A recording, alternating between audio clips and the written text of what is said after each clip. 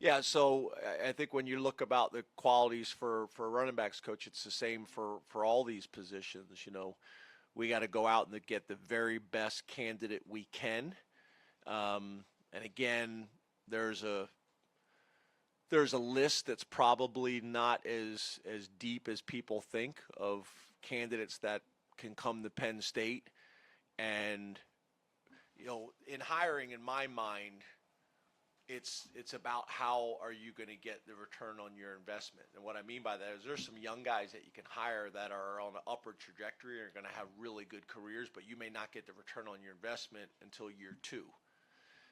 And then there's other guys that are much more seasoned, but you want to make sure that they haven't gotten to the point of their career where their career is starting to decline and go in the opposite direction. So you got to find that sweet spot of a guy that's got enough experience, both in coaching and in recruiting at this level, and that we're going to get the return on our investment quickly, because we're just not at a point as a program to come in and have to wait a year or two while we're still developing somebody. So that's the hard part of finding that sweet spot of they got enough experience that they're still trending,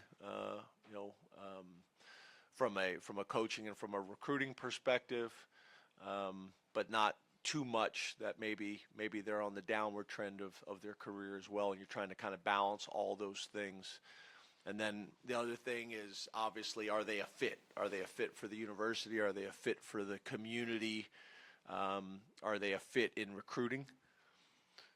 Probably changed a little bit with the Big Ten expansion, because we're probably doing more national recruiting than we've ever done. But I would still say, the majority of our class and the majority of our team still comes from the footprint. So I think that factors in. It's not the end all be all, but I think when we can get somebody that's from either the Northeast or the Big Ten footprint, that's important too. It's funny because, people, just like hiring a defense coordinator, like everybody kind of is anxious about that and what it's going to look like and do they still fit. Well, at this point of the program, it makes no sense to go hire somebody that doesn't fit our program and fit our personnel. We're not at a point that we're going to start over. It's to continue to build. And the same way with the running back coach. I would make the argument with Nick and Fat and the rest of the room coming back and what we've recruited and who's committed to us out there. It's arguably the most attractive running back job in the country. So those things help with that.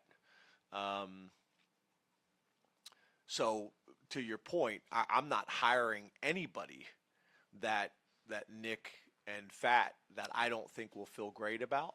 Now, I also don't include them in the process, just like I didn't include Drew in the process of hiring an offensive coordinator, because I don't want them to go through the emotional roller coaster. I say, okay, here are the guys I'm thinking about. They get excited about somebody. We don't get that guy. It goes in a different direction. I don't think that's the right thing to do for the reasons I just explained.